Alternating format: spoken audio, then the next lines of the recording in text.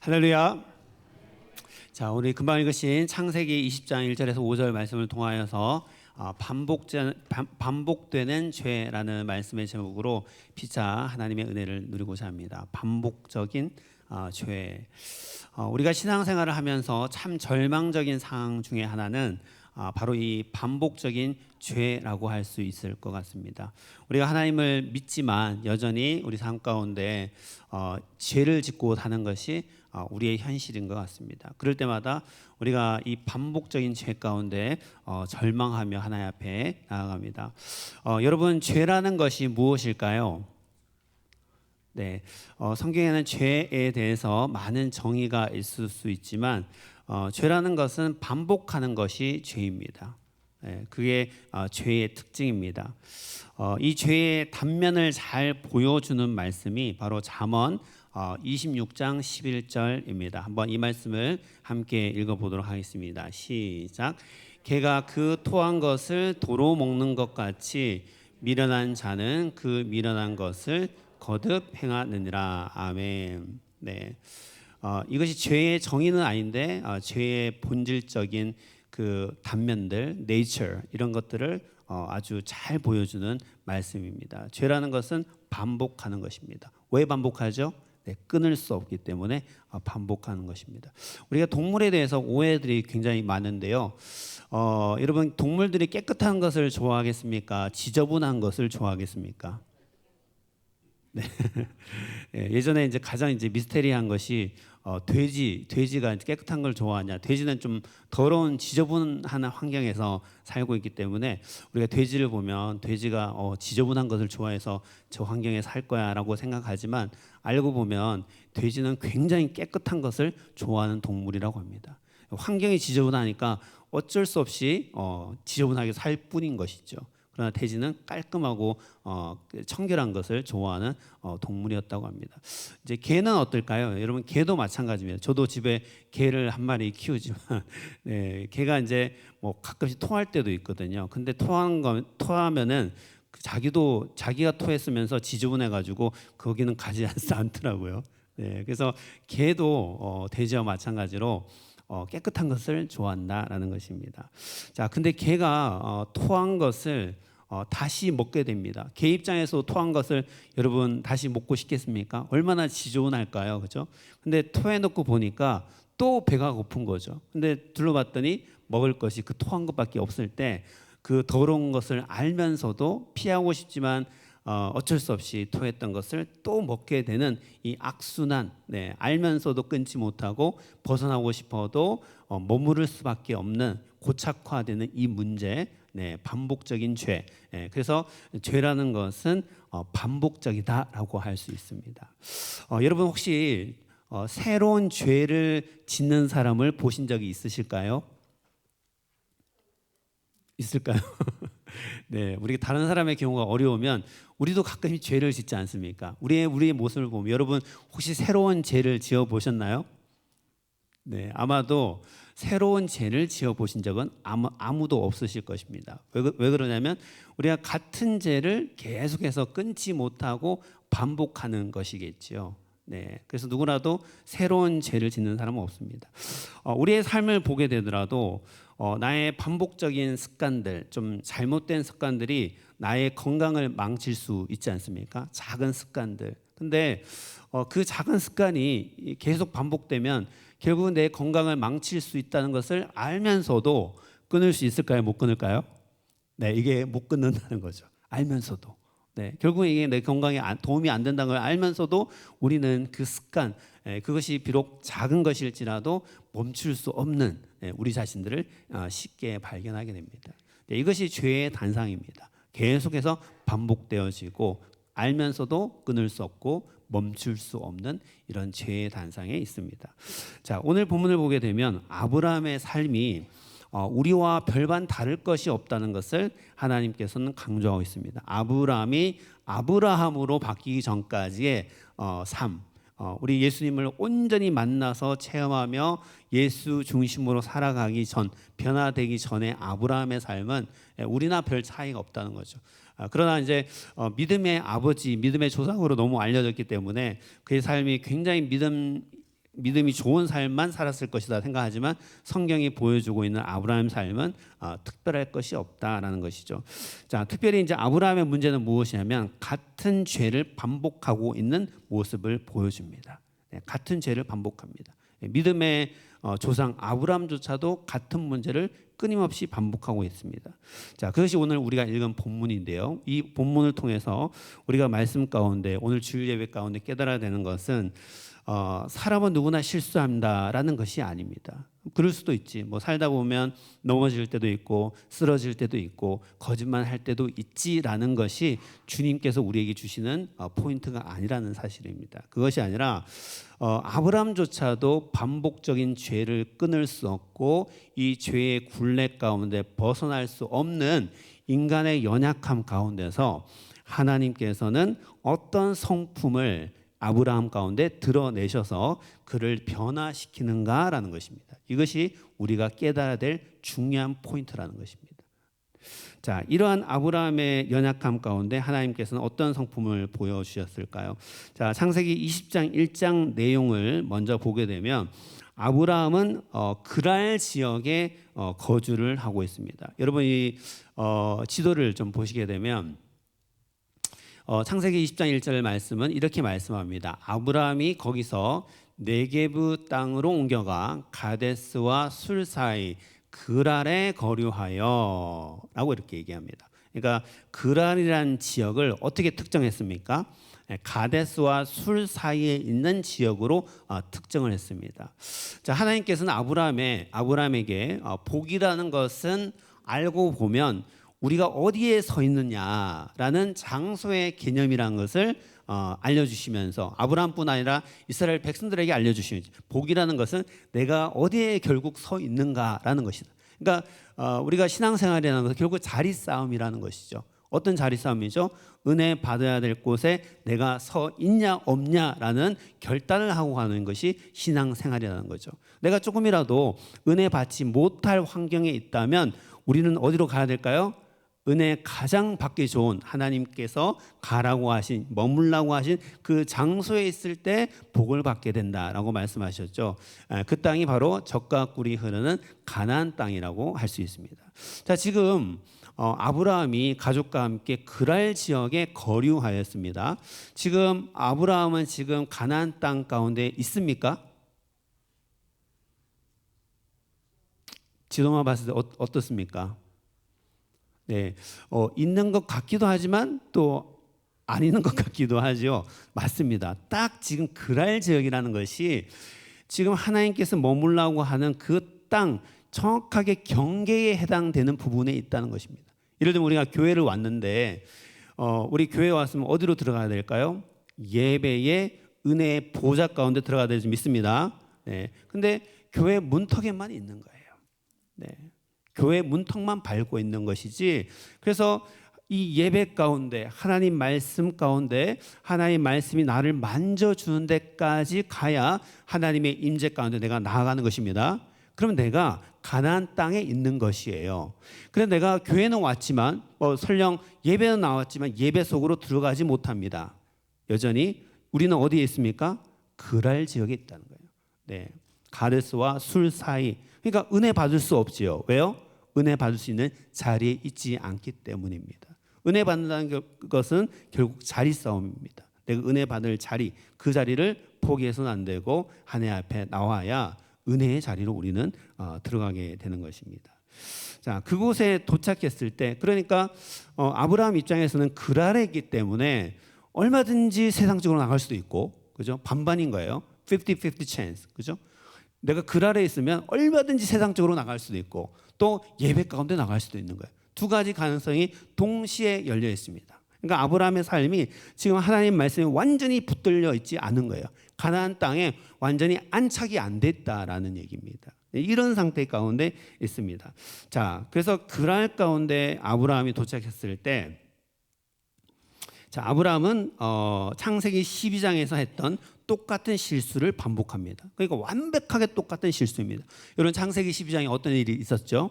네, 아브라함이 가나안 땅에 있었지만 기근이 들어서 애굽으로 이민을 가게 됩니다. 이주를 하게 되죠. 이럴 때 아내가 참 이 불행인지 다행인지 모르지만 너무 미모가 뛰어나서 죽을 위기 가운데 아브라함을 여동생이라고 누이라고 속였던 거짓말을 해서 그 상황을 모면했던 그 적이 있었다는 것이죠. 혹시 여러분들 중에 미모가 너무 뛰어나서 어려움 겪고 계신 분 계실까요? 있습니까? 네. 제가 보기에는 여러분들 다 아름답게 보여서 그런 어려움 겪는 분들만 알죠. 그래서 일부러 여러분 뭐 우리가 아름답게 보려는 노력도 많지만 사실 일부러 막 그 누군가요? 그 페이스북 창업자처럼 아름답게 보이지 않기 위해서 노력하는 사람도 많습니다. 왜냐하면 내가 너무 아름답게 보이면 어려움 겪을 수 있기 때문에 뭐 옷도 맨날 뭐 똑같은 옷만 입는다 그러죠, 그죠? 1년 내내 똑같은 옷만 입어서 내가 뭐 특히 주목받지 않게끔 일부러 그렇게 코디를 한다는 얘기도 있지 않습니까, 그죠? 그래서 그런 반대되는 경우도 있다. 사라는 미모가 너무 뛰어났던 것 같습니다. 그래서 아브라함이 거짓말을 해서 세상적인 방법으로 하나님 앞에 이 어려움조차도 하나님 내가 겪는 이 어려움조차도 알고 보면 하나님 손에 달렸습니다. 내가 어떻게 살아가야 될까요? 라며 기도하며 나가야 되는데 이 사람의 마음은 아브라함의 마음은 여전히 마음 자체가 글 아래에 있는 거예요. 이럴 수도 있고 저럴 수도 있고 어떨 때는 하나님의 말씀 순종하는 것 같다가도 또 어떨 때 보면은 너무너무 세상적이고 이것이 무한 반복이 되고 있었던 상황이었답니다. 그래서 창세기 12장에 일어났던 그 일이 거짓말을 통해서 위기를 모면하려고 했던 일이 창세기 20장에서 그대로 또 일어나고 있던 것입니다. 또 여전히 세월이 흘렀지만 사라의 미모는 여전히 또 뛰어난 상황입니다. 자, 외모가 뛰어나면 어떤 상황이 될 수 있죠? 공경에 처할 수도 있다. 그렇죠? 그래서 그 위기를 벗어나기 위해서 또 여동생이라고 또 거짓말을 했습니다. 똑같이. 그랬더니 똑같은 결과가 생겼습니다. 그랄 왕 아비멜렉이 이 여자가 남편이 없구나 결혼 안 했으면 내가 결혼해야겠다 이러면서 아비멜렉이 사라를 데리고 갑니다. 자, 이때 20장 3절 말씀에서 하나님께서 꿈속에서 아비멜렉에게로 오셔서 다른 사람의 아내를 취했기 때문에 너는 죽은 목숨이다 이렇게 이야기를 했습니다. 누가요?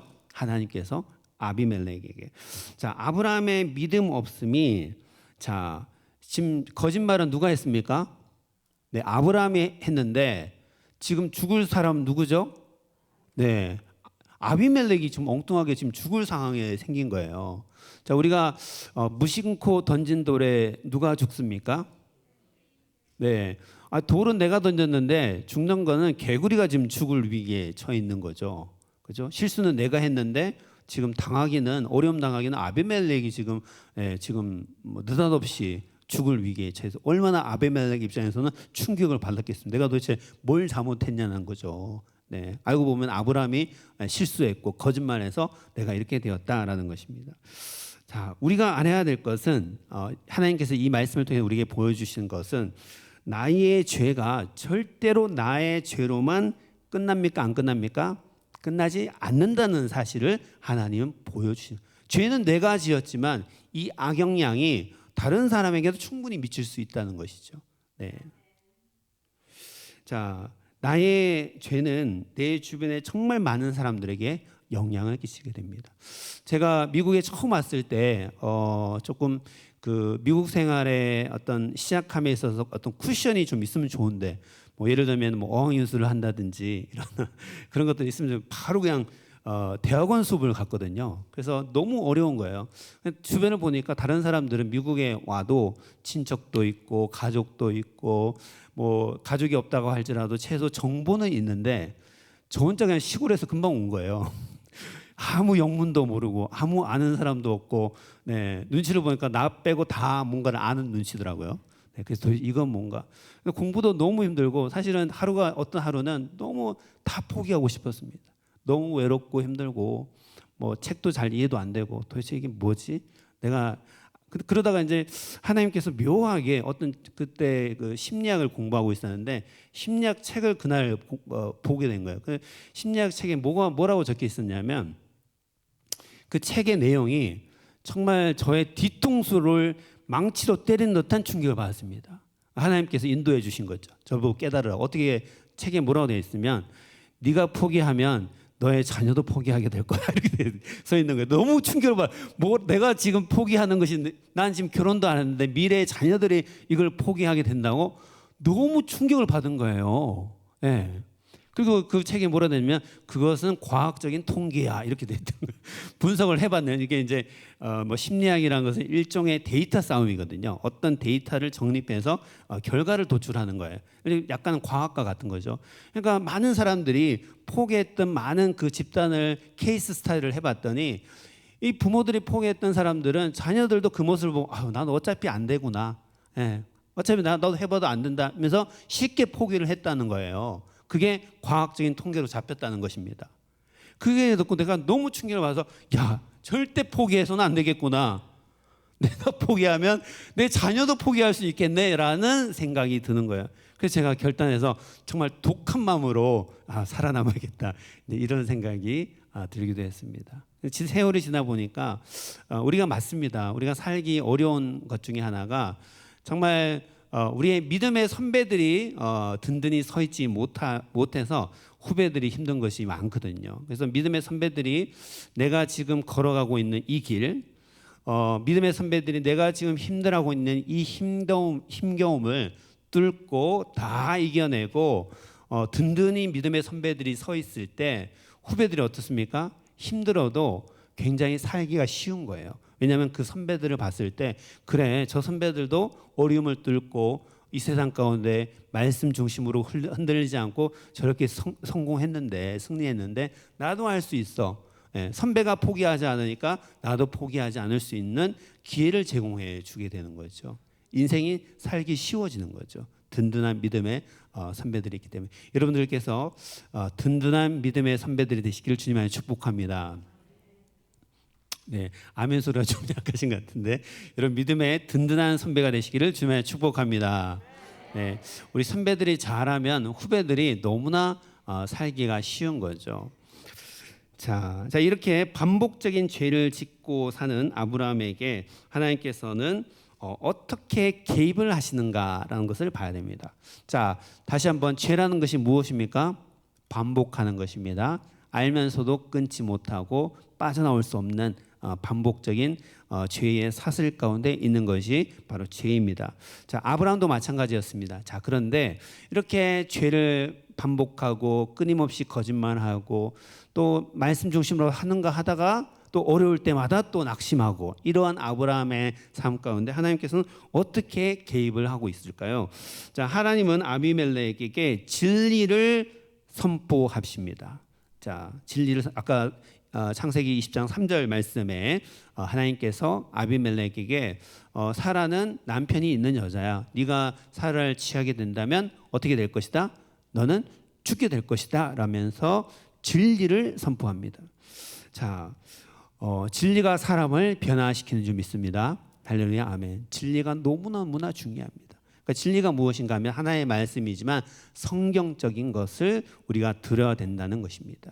성경적인 것을 듣지 않으면 우리가 승리할 수도 없지만 우리의 신앙이 자라나지 않습니다. 자, 비성경적인 지식은 아무리 들어도 우리가 절대로 변화될 수 없습니다. 자, 이것이 변화될 수 없는 이유입니다. 자, 아비멜렉이라는 세상 사람이 변화되었죠. 하나님의 말씀 들었죠. 어떻게 들었습니까? 진리가 선포되고 진리를 받아들였기 때문에 아비멜렉이 변화된 것입니다. 자, 그러나 한마디의 진리가 우리를 변화시킵니다. 우리는 비성경적인 것을 들을 때 그것을 구분할 수 있도록 어떤 노력을 해야 될까요? 네, 성경적인 것과 비성경적인 것을 구분하기 위해 어떤 노력을 해야 됩니까?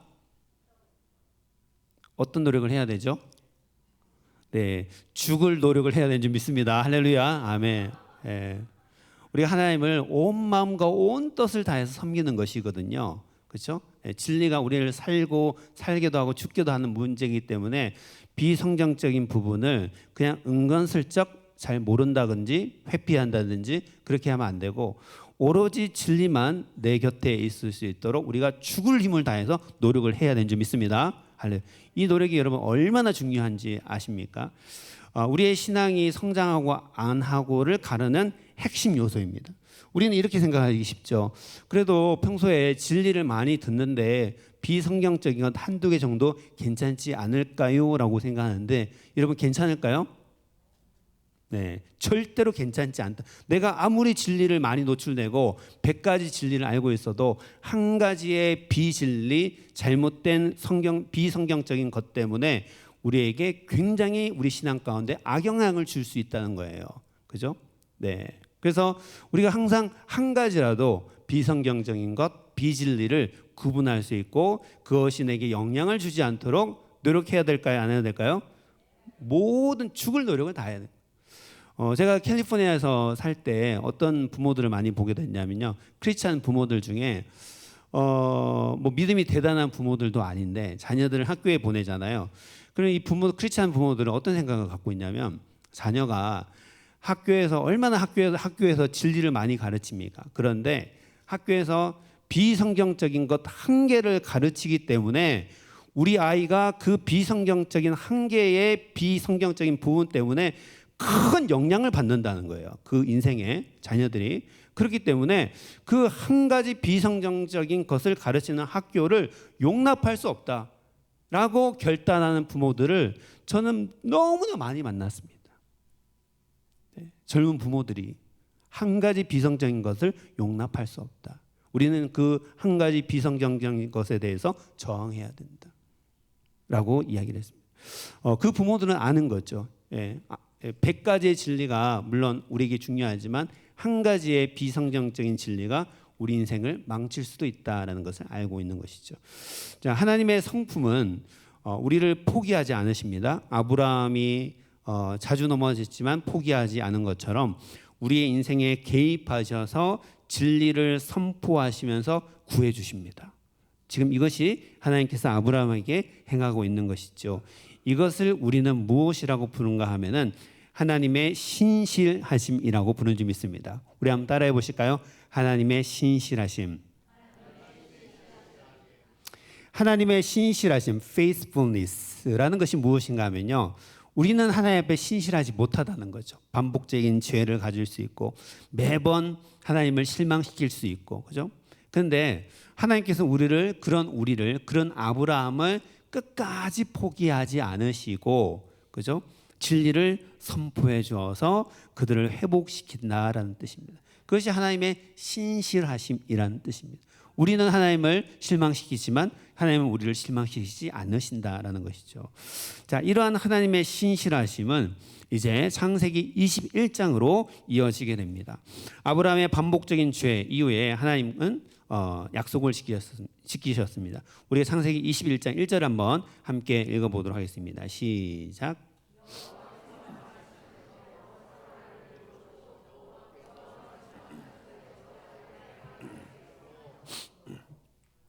아멘. 하나님께서 아브라함과 맺은 언약을 행하신, 이루어 주신 그 시점이 언제라는 거죠? 언제라는 거죠? 아브라함이 반복적인 죄를 짓고 있을 때 하나님께서 사라에게 그 언약을 행하셨다라는 사실입니다. 여러분 너무 놀랍지 않습니까? 네, 우리가 하나님께 너무너무 잘할 때만 하나님께서 우리에게 응답하시는 것이 아니라 우리가 하나님 앞에 실수하고 넘어지고 또 설령 반복적인 죄의 굴레 가운데 있다고 할지라도 절망 가운데 일지라도 그때 놀랍게도 하나님께서는 하나님의 신실하심을 드러내신다는 것이죠. 우리는 하나님을 항상 실망시키는데 하나님은 한 번도 그의 약속을 어긴 적이 없으십니다. 자, 아브라함이 반복적인 죄를 극복하지 못했던 것은 의지가 약했기 때문이 아닙니다. 네. 우리가 자꾸 반복적인 죄를 짓는 사람을 보면 우리가 어떤 생각을 가지냐면 저 사람의 의지가 약해서 그런 거 아닐까 이렇게 생각합니다. 여러분 죄라는 것이 무엇이죠? 다시 한번 반복적인 것.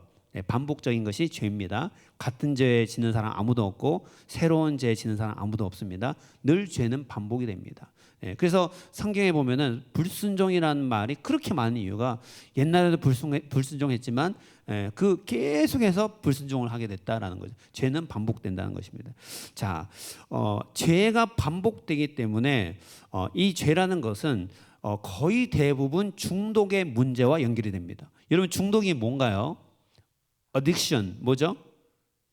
네, 중독이라는 것은 끊고 싶어도 끊을 수 없는 것을 우리가 중독이라고 그러죠. 어딕션이라고 그럽니다. 근데 들어보니까 이게 죄하고 똑같은 거예요. 죄라는 것도 마찬가지로 계속해서 반복하고, 개가 깨끗한 것을 좋아하지만 토했는데 또 토하고 보니까 너무 배가 고픈 거예요.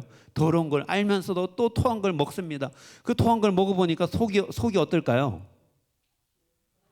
내 속이 또 더부룩한 거예요. 또 이제 속이 또 토했어요. 또 토하니까 또 배가 고픈 거예요. 그게 무한 반복되는 것이 죄라는 것인데, 근데 그것은 대부분 죄라는 것은 중독하고 연결돼요. 왜냐하면 중독이라는 것도 알면서도 못 끊는 거예요. 네. 그래서 우리가 이렇게 생각할 수 있습니다. 어떤 중독이 있는 사람을 보면 목사님 저는 의지가 약해서 그런 거 아닐까요? 이렇게 생각할 수 있거든요. 맞나요? 아닙니다, 여러분. 의지가 약해서 중독을 못 끊는 것이 아닙니다. 오히려 중독이 없는 사람보다도 중독이 있는 사람이 더 의지가 강할 수도 있어요.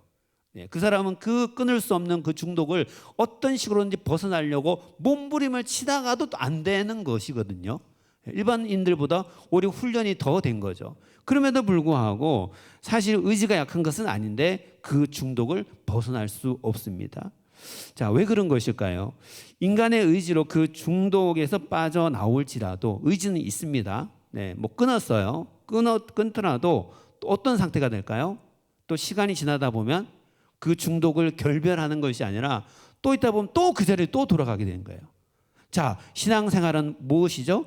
자리싸움이죠. 여러분 믿으시기 바랍니다. 자리싸움. 신앙생활은 자리싸움.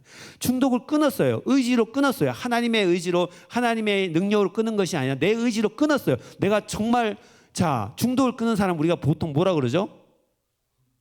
독한 사람이라고 그러죠. 야, 세상, 야, 저걸 끊었구나. 저 사람 정말 독한 사람이다. 만나지 말아야지. 뭐 그렇게 생각할 수 있거든요. 또 실제로 그런 면도 있죠. 얼마나 지독하면 그 중독을 끊어냅니까? 뭐 어떤 중독이든가. 그만큼 끊기 힘든 중독 누가 끊어냅니까? 그죠? 보통 사람이 아닌 거예요. 그건 맞는데 시간이 지났는데 이 사람 뭐 하나 봤더니 또 어디로 가고 있을까요? 또 옛날 그 끊었다고 하는 그 중독의 그 자리로 또 돌아가고 있는 거예요.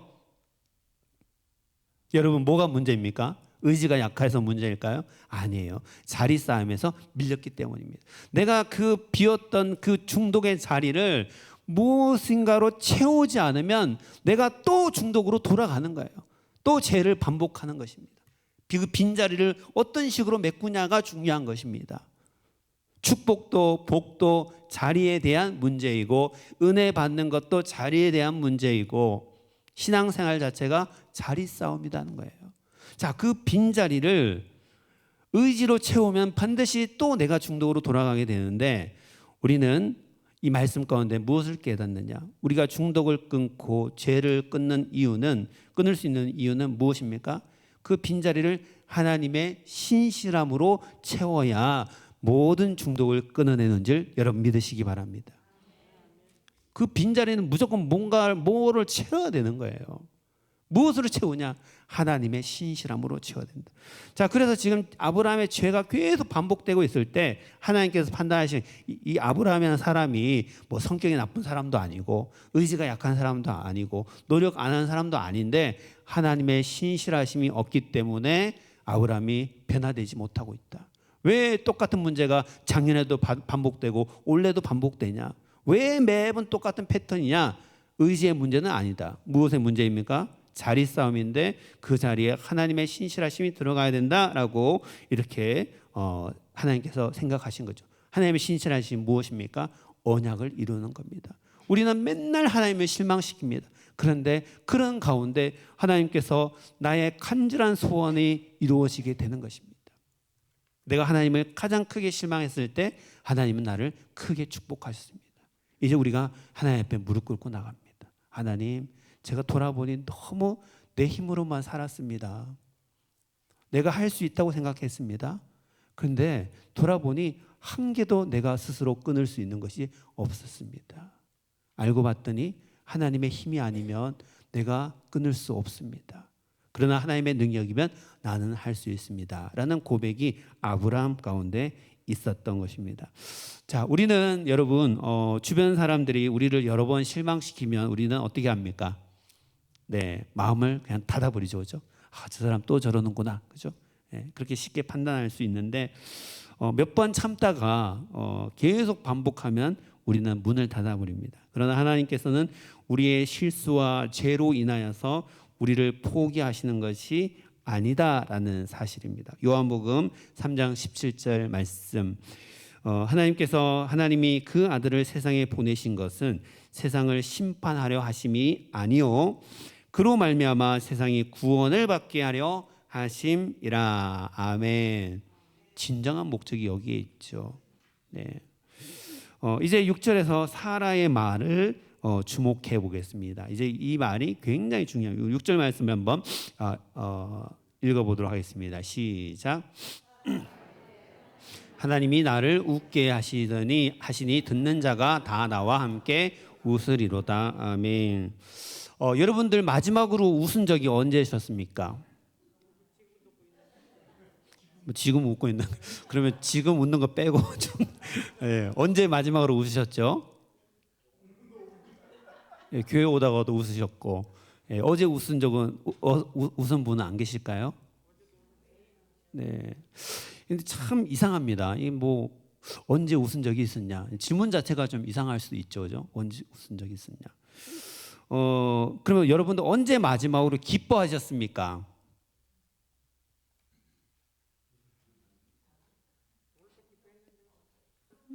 네, 또 제가 참 심플한 질문을 한다고 하면서도 여러분 항상 철학적으로 이해를 하시다 보니까 이 대답이 굉장히 느린 것 같습니다. 하나님께서는 우리에게 사실 언제 웃었냐가 문제가 아니고요, 언제 기뻐했는가가 사실은 문제. 그 질문 자체가 좋은 질문은 아닌 것이죠. 왜 그러냐면 하나님께서는 우리에게 항상 기뻐하라고 하신 줄 믿습니다. 네, 그래서 언제 마지막으로 웃었냐가 중요한 게 아니라 사실은 알고 보면은 웃는 사람들은요 늘 웃고 있는지 믿습니다. 그래서 우리가 그 말이 뭐가 있죠? 늘 웃는 사람의 얼굴을 뭐라 그러죠? 웃상이란 말이 있을까요? 웃는 사람들은요 사실 언제 웃었냐가 아니고 그냥 그 사람의 얼굴 자체가 웃고 있어요. 맞나요? 네, 맞죠. 울고 있는 사람은 언제 울었냐가 아니고 그냥 얼굴이 어떻습니까? 그러니까 이게 늘 그냥 울다 보면은 이게 뭐 언제 울었냐 이거는 사실 이슈는 아니고 그냥 얼굴 자체가 누가 보더라도 울어 보여요. 맞나요? 예, 네, 그냥 굳어지는 거죠. 그죠? 그래서 사실은 정확한 질문과 대답은 그냥 웃는 사람은 그냥 웃상인 거고 늘 울던 사람은 울상이었던 것이죠. 그죠? 우리가 여러분 만약에 여러분 저와 여러분들이 여러분 좋은 일이 일어나면 웃으실까요? 울까요? 보통 웃죠, 그죠? 네, 근데 정말 좋으면 울 수도 있습니다. 여러분 안 좋은 일이 많이 반복되고 있습니다. 여러분 웃습니까? 웃습니까? 네, 울게 되죠. 자, 우리는 나의 힘에 의지하게 되면 우리는 일희일비하게 됩니다. 그러니까 좋은 일이 있으면 웃고요, 안 좋은 일이 있으면 울어요. 그게 무한 반복되는 거예요. 그러니까 우리의 얼굴이 웃상도 좀 아니고 울상도 좀 아니에요. 왜냐하면 지금 웃고 있지만 또 내일 또 울어야 할지도 모르거든요. 그죠? 예. 이 덥든지 차갑든지 둘 중에 하나만 해야 되는데 뭐 미묘해요. 이 사람이 웃상인가 울상인가 이렇게 구분이 못할 때가 있습니다. 자, 우리의 힘에 의지하면 우리는 일희일비한 존재입니다. 아브라함이 그랬습니다. 좋을 때는 가나안 땅에 딱 있으면서 하나님 말씀대로 살 것처럼 그랬는데 조금 어려워지니까 애굽도 갔다가 그랄도 갔다가 그죠? 네, 첩고만 핀트가 벗어나기 시작합니다. 자, 그런데 지금 말씀을 보면 사라가 웃게 된 것은 왜 웃었습니까? 왜 웃었죠? 네, 지금 말씀을 보니까 하나님께서 사라를 웃게 하셨다. 할렐루야, 아멘. 여러분 알고 봤더니 우리가요 사는 게 좋은 일 있으면 웃고 안 좋은 일 있으면 웃는 게 우리의 인생이 아니었던 거예요. 우리가 힘들어도 하나님께서 나를 웃게 해주시면 우리는 웃는 줄 믿습니다. 여러분 그것을 무엇이라고 하냐면 하나님의 신실하심이라고 하는 줄 믿습니다. 그게 그 뜻이에요. 우리가 지금 힘들어요. 마음이 참 답답합니다. 근데 언젠가 하나님께서 이루어 주시겠지. 자, 그 하나님의 신실하심을 믿습니다. 저는 웃을까요? 울을까요? 네, 힘들어도 웃는 거예요. 그렇죠? 그러다 보니까 하나님 말씀 우리가 순종하시. 항상 기뻐하라. 좋을 때만 기뻐하는 것이 아니라 항상 기뻐하라. 힘들 때는요. 하나님의 신실하심. 그죠? 하나님의 신실하심이 사라를 웃게 하기도 하지만 저와 여러분들도 웃게 하는 줄 믿습니다. 우리 한번 주변 분들에게 한번 이렇게 얘기합시다. 웃으면 삽시다. 자, 한 번 더 인사할까요? 힘들어도 웃으세요.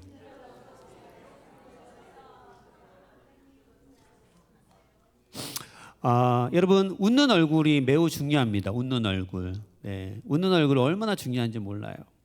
자, 왜 그러냐면 하나님께서 사라를 웃게 했는데 옆에 있던 사람들이 어떻게 됐죠? 보니까 듣는 자가 다 함께 웃으니라. 그러니까 여러분들이 웃는 사람이 되면 여러분들 주변 사람들이 다 여러분들 때문에 웃게 되는 거예요. 여러분들이 울상이면 여러분 주변 분들은 죽을 상이 되는 줄 믿습니다. 예. 아유 뭐 안 그래도 힘든데 옆에 사람이 또 인상 확 쓰고 있으면 아유 오늘 되는 날이 없나 보다. 그러니까 죽을 상이 되는 거예요. 예. 나는 화가 나서 무심코 돌을 던졌는데 개구리는 즉사를 했습니다. 네, 그런 원리가 되는 거죠. 그러니까 내가 웃는 것은 너무너무나 만 가지 의미가 있는 거예요. 여러분 한 가지 의미가 아닙니다. 하나님의 약속을 믿을 때 웃을 수 있고 마음에 여유가 생기고 또 내가 웃으면 주변 사람들이 웃을 수 있습니다. 여러분 가족이 행복하기를 원하십니까? 그럼 여러분이 행복하셔야 돼요. 여러분 자녀들이 웃기를 원하세요? 웃기를 원하시죠? 그럼 여러분이 웃상이 되어야 되는지 믿습니다. 부모는 인상 확 찡그리는데 자녀가 해맑게 웃을 수 있나요? 그죠? 여러분 남편이 웃기를 원하십니까? 웃기를 원하시죠? 그러면 아내가 웃어야 될 줄 믿습니다. 아내가 여러분 행복하기를 원하시죠? 그 남편이 웃어야 될 줄 믿습니다. 네, 여러분 주변 분 좀 보세요. 좀 둘러보시기 바랍니다. 웃고 있는지. 네, 인상 찡그리신 분 없으시죠? 우리가 다른 사람이 행복하기를 원하면 나부터 행복해야 됩니다. 나는 불행한데 다른 사람을 행복하게 한다? 여러분 이게 말이 될까요? 절대로 가능하지가 않습니다. 여러분 다른 사람에게 은혜를 끼치려면 나부터 은혜가 되어야 되는 거죠. 여러분이 주변 사람들이 회복되기를 원하면 나부터 회복되어야 되는지 믿습니다. 우리가 하나님의 신실하심을 믿으며 웃을 수 있는 이유는 하나님은 신실하셔서 여러분이 우리가 감당할 수 없는 시험 이상을 허락하지 않으시는 신실하신 하나님이시기 때문입니다. 고린도전서 10장 13절 말씀 함께 읽어보도록 하겠습니다. 사람이 감당할 시험 밖에는 너희가 당한 것이 없나니 오직 하나님은 미쁘사 너희가 감당하지 못할 시험 당함을 허락하지 아니하시고 시험 당할 즈음에 또한 피할 길을 내사 너희로 능히 감당하게 하시느니라. 아멘. 이게 뭡니까? 하나님의 신실한 faithfulness. 하나님의 신실하심. 알고 봤더니 나는 도저히 감당할 수 없는 고난이 있다고 생각했는데 알고 봤더니 하나님께서 넉넉하게 이길 수 있는 힘을 충분히 주신 거예요. 그걸 깨달을 때 하나님의 신실하심을 체험합니다. 반복되는 죄와 싸우기 위해서는 우리는 두 가지를 붙잡아야 됩니다. 하나는 진리를 붙잡아야 됩니다. 비성경적인 것 여러분 구분하셔야 됩니다. 영적으로 구분하셔야 됩니다. 하나님이 기뻐하지 않으시는 것에서 떠나야 됩니다. 두 번째는 하나님의 신실하심, faithfulness 붙잡아야 됩니다. 하나님의 신실하심을 바라볼 때 더 이상 죄 가운데로 가지 않습니다.